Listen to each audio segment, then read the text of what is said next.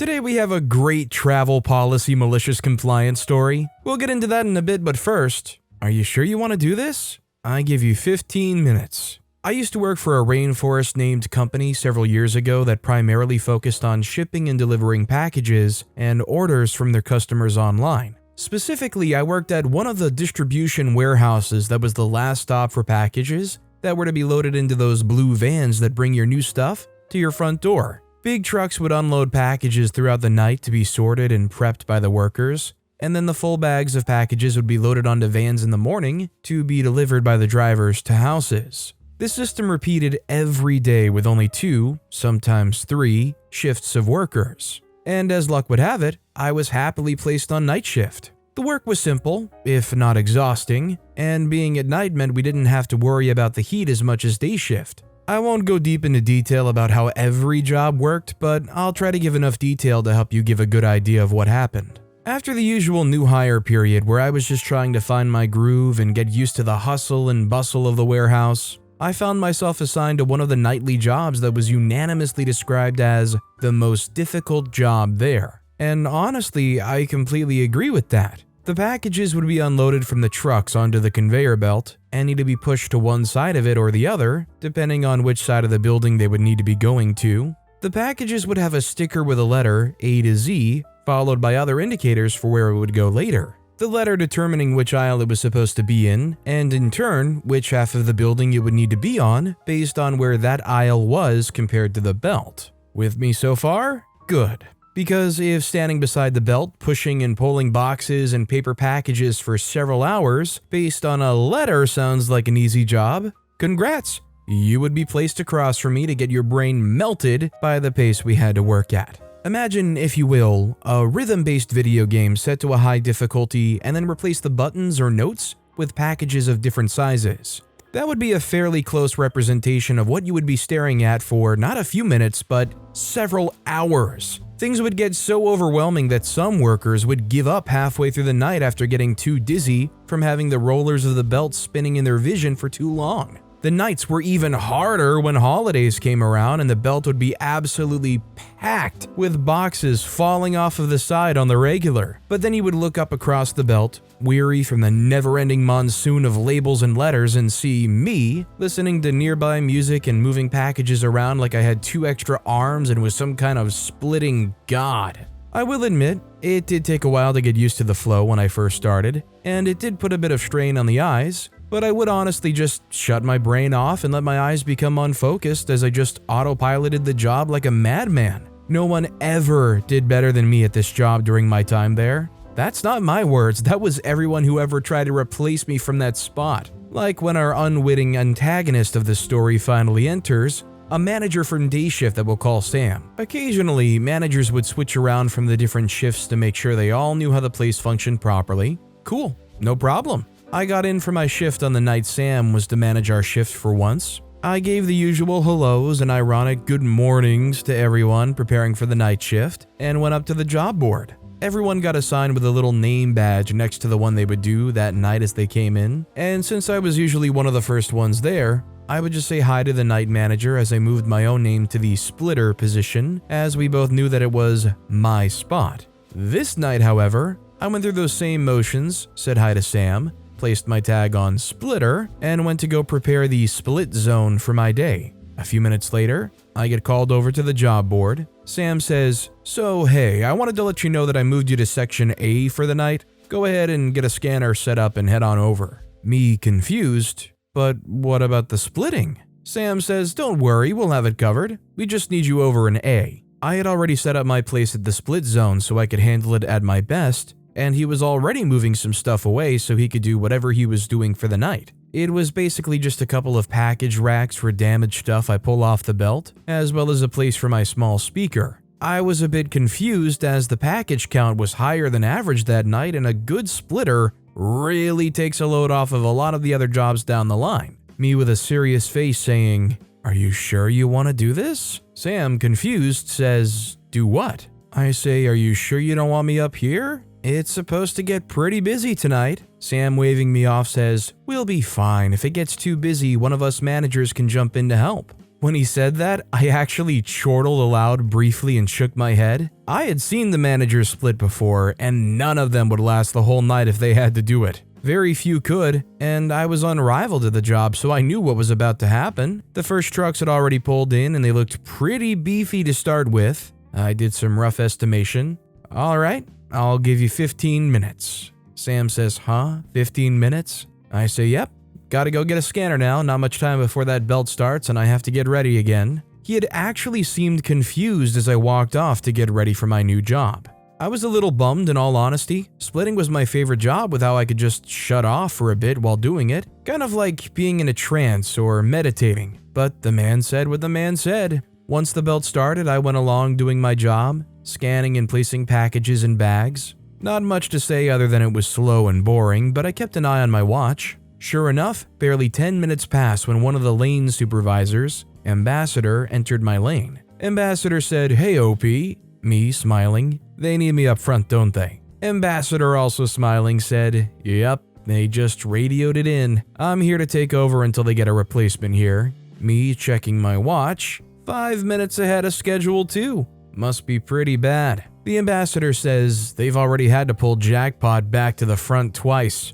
I say I guess I'll go save the day. Jackpot was a term we used for any packages that reached the end of the belt without being sorted. They were put in a large container and wheeled back to the front to do the whole run of it again. I handed the scanner to her and quickly made my way to the split zone. It was absolute mayhem. I saw the poor replacement splitter and 2 managers, including Sam, trying to calm the monster that was this night's intake. Packages were falling from the belt, people were being buried to their knees, and Sam looked like his eyes were about to explode with how wide they had gotten. I took a deep breath and cracked my knuckles mid-stride as I moved to the front of the line. I say, "I've got this. Get those packages picked up and put into a Jackpot. Sam, I'm gonna need those racks back over here once it's cleared up. Other splitter, back up a bit and double check my work." There was absolutely zero room for debate as everyone had no choice but to listen to what I said as I began to split the belt like I was conducting 3 orchestras at once. That 10 minutes I was gone took me another 20 to get things running smoothly again. Needless to say, I was thanked for the rescue and told to stay there for the rest of the night, much to my pleasure. Sam also proceeded to ensure that I was designated splitter every night I was there to avoid further problems. They also started to include me in conversations on how to train new splitters for the nights I was out, and any advice to pass along from my own experiences. I guess it sometimes does pay to be so good at a job that no one can question you. Aside from a couple future stories I might tell some other time, there were still nights that they put me at other jobs, but it was usually slower nights. I would usually be called up if someone gave up or it got busy though, which I didn't mind too much, as long as we were clear that at the end of the night, that was my spot. I just don't understand, new manager or not, if you go into a situation where everybody is kind of unanimously going to say, yeah, OP thrives in that position, they've got that locked down, why you would ever think it's a good idea to pull them off of there. That said, our next story is, you want to be strict with the camping site rules?